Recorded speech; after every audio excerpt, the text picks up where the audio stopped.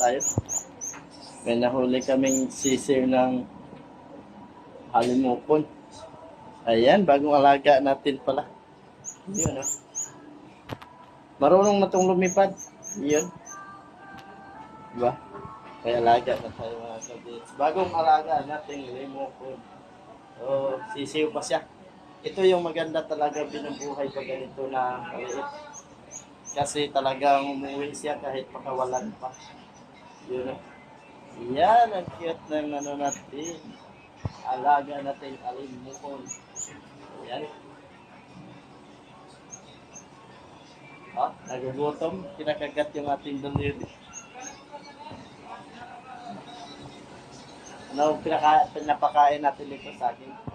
Ayan, ang bagong alaga natin. Ang